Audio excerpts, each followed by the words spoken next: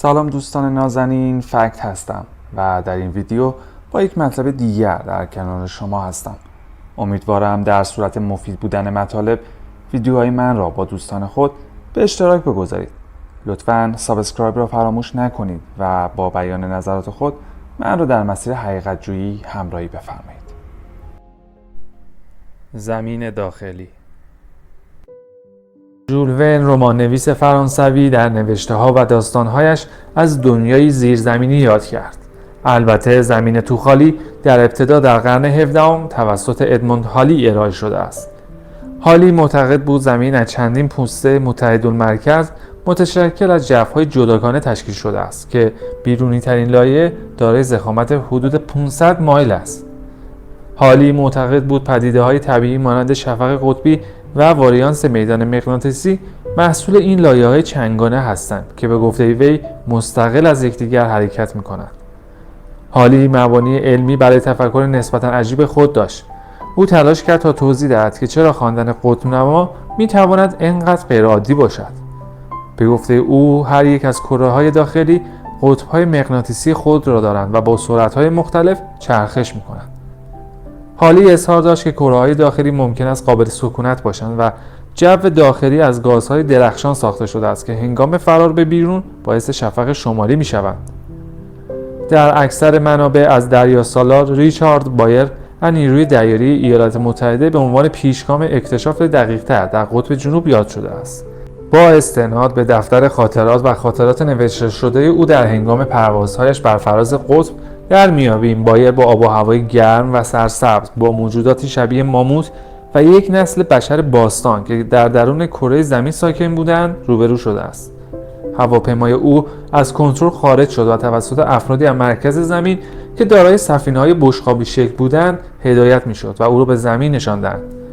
پس از فرود وی توسط فرستادگان تمدنی از داخل زمین مورد استقبال قرار گرفت که بسیاری تصور می‌کنند که آنها از ساکنان آگارتا بودند. ادعا شده این افراد نگرانی خود را در مورد استفاده بشر از بمب‌های اتمی در جنگ جهانی دوم ابراز داشتند و بایر را به عنوان سفیر خود برای بازگشت به ایالات متحده و انتقال این مطالب به آنها به کار گرفتند. در ویدیوی آنشارها من در مورد ساکنین تمدن درون زمین توضیح دادم و پیشنهاد میکنم ویدیوی من را در مورد آنشارها تماشا بفرمایید. البته من به شخصه بر این باور هستم که بایر در بازگشت به آمریکا به نوعی سفیر آلمان ها بوده است. عملیات های جامپ یکی از بزرگترین عملیاتی است که تاکنون در قطب جنوب انجام شده و بیش از 4000 مرد برای مدت 8 ماه برای مطالعه، نقشه برداری و اقامت در این قاره اعزام شدند. این سفر شامل 13 کشتی پشتیبانی نیروی دریایی، ناو هواپیمابر، هلیکوپتر، قایق‌های پروازی و مجموعه‌ای از هواپیماهای سنتی‌تر بود. این تعداد ناوگان و نیرو هیچگاه خبر از یک اکتشاف و یا یک دیپلماسی نرم نمی‌دهند. آیا آلمان‌ها در مرکز زمین بودند؟ من در ویدیوی ناوگان تاریک کامل در این باره توضیح دادم. پیشنهاد می‌کنم ویدیوی من را درباره آلمان‌ها و ناوگان تاریک در کانال یوتیوب من تماشا کنید. گمانه‌زنی دیگر در مورد فرضیه بایر برای آگارتا حاکی از حضور آلمان‌ها در قلمرو قطبی جنوب است. به خوبی به اثبات رسیده است که آلمان‌ها برای راه‌اندازی پایگاه‌ها و آزمایش اسلحه‌های جدید مناطق قطب جنوب را کاوش می‌کردند و برخی می‌توانند فرض کنند که هیتلر می‌توانست به این دنیای زیرزمینی رفته باشد. اکثر منابع موجود در اکثر سایت‌های خبری و علمی از شواهد و مدارک بسیار زیادی یاد می‌کنند که آلمان‌ها منابع زیادی را صرف جستجوی آگارتا به عنوان آخرین راه حل برای فرار هیتلر کردند. اما این یک دروغ است و این همان چیزی است که گلوبالیست‌ها یعنی دشمنان قدیمی سوسیالیسم ملی‌ها می‌خواهند شما باور کنید. هیتلر و آلمان‌ها فرار نکردند، شکست نخوردند. آنها در پی کشف تمدنی جدید نبودند. آنها خود همان تمدن پنهان شده بودند که برای نجات زمین و نجات حقیقی انسان‌ها بازگشته بودند. در حقیقت رایج‌ترین نمودار آگارتا توسط یک دانشمند آلمانی در سال 1935 ترسیم شده است. شواهد دیگری نیز وجود دارد که نشان می‌دهد آلمان‌ها باور داشتند که ما قبلا در داخل زمین زندگی کرده‌ایم. برخی از آزمایشات رایش سوم نشان می‌داد که زمین مقعر است و اینکه ما در فضای داخلی یک کره زندگی می‌کنیم. تقریبا هر فرهنگ باستانی داره یک داستان یا تمثیلی است که به قلمروهای درونی زمین و همچنین تمدن‌ها یا افرادی در مرکز زمین اشاره می‌کند. یونانیان از هادس سخن می‌گفتند، مسیحیان از آن به عنوان جهنم یاد می‌کردند و در اسلام نیز از آن به عنوان جهنم یاد شده است. هندوها معتقدند ارتباط باستانی را با یک شهر گمشده کوهستانی از دست دادند که از طریق غارها و ورودی‌های زیرزمینی به دنیاهای زیرزمینی می‌رسیده. سرزمینی که هزاران سال قبل از جنگ بزرگ در ماهاباراتا تحت سلطه یک نژاد فوق‌العاده اداره می‌شد.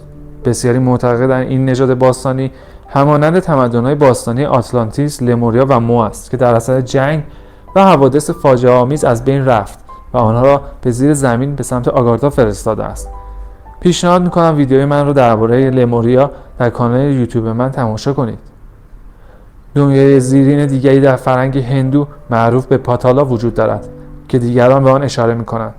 زیرا شباهت‌های زیادی با تصویری از جهان زیرزمینی دارد، هرچند گفته می‌شود که آنها در حال جنگ‌ها با آگارتا هستند. پاتالا هفتمین لایه عالم اموات در کتب هندو است و توسط ناگاها، یک گونه نیمه انسانی و نیمه خزنده اداره می‌شود. ناگاها یک نژاد بسیار پیشرفته با تکنولوژی پیشرفته است. بعضی اوقات گفته می‌شود که انسان‌ها را می‌دزدند، شکنجه می‌کنند و می‌کشند. اگرچه در گزارش‌های دیگر گفته می‌شود که آنها تأثیر مثبتی در وقایع زمین دارند. پیشنهاد می‌کنم ویدیوی من را درباره خزندگان تماشا بفرمایید. با این حال تمثیل‌های واقعی‌تری از آگارتا وجود دارد که به توسط برخی از فرهنگ‌ها با شهرهای مرتبط و معابر برای رسیدن به آنجا توصیف شده است. در آیین بودایی تبت، شهر راز و اسرارآمیز شامباله واقع در جایی در اعماق هیمالیا است. برخی معتقدند که شامبالا به طور بالقوه می‌تواند به آگارتا متصل باشد. بعضی از آن به عنوان پایتخت آگارتا یاد می‌کنند و بعضی می‌گویند شامبالا همان آگارتا است. بوداییان واقعی با قاطعیت به این امپراتوری زیرزمینی اعتقاد دارند که به گفته آنها میلیون‌ها نفر در شهرها از جمله پایتخت آن شامبالا، جایی که یک حاکم عالی در آن زندگی می‌کنند. آنها معتقدند که دالای لاما نماینده زمینی وی است و پیام‌های وی را برای هزاران سال به مردم منتقل می‌کند. آنها در اینجا زندگی می‌کردند و پس از فاجعه زمین به درون زمین پناه بردند. گفته می‌شود پایتخت تبت توسط یک تونل با شامبالا قبل به امپراتوری زیرزمینی آگارتا متصل است و اینکه ورودی این تونل توسط لاماهایی که قسم خوردند محافظت می‌شود تا محل واقعی آن مخفی شود و آن را از افراد خارجی محافظت کند. این یک افسانه نیست و با اسناد موجود واقعیتی است انکارناپذیر. من در ویدیوی انجمن وریل به این موضوع اشاره کردم که هیتلر یکی از محافظان این منطقه محسوب می‌شد و از تبت و عارفان آن قسمت در مقابل حکومت چین و شوروی و حکومت‌های کمونیستی محافظت می‌کرد و دلیل اتحاد آلمان و ژاپن همین موضوع بود و یکی از دلایل شروع جنگ جهانی دوم هم همین موضوع بود. پیشنهاد می‌کنم ویدیوی من را درباره انجمن وریل در کانال یوتیوب من تماشا کنید. اگرچه در نظریه‌ها و دیدگاه‌های مختلف به معبرها و راه‌های مختلف ارتباطی با تمدن داخل زمین اشاره شده، اما من بر این باور هستم که دهانه‌های آتشفشان‌ها نیز درگاه‌های خروجی آگارتا در نقاط مختلف زمین هستند و ساکنین آگارتا از این راه برای ورود به سطح زمین ما با سفینه‌های خود استفاده می‌کنند. لطفاً ویدیوهای دیگر من را در کانال یوتیوب من تماشا بفرمایید. سابسکرایب را فراموش نکنید و مطالب من را با دوستان خود به اشتراک بگذارید. سپاس از همراهی شما.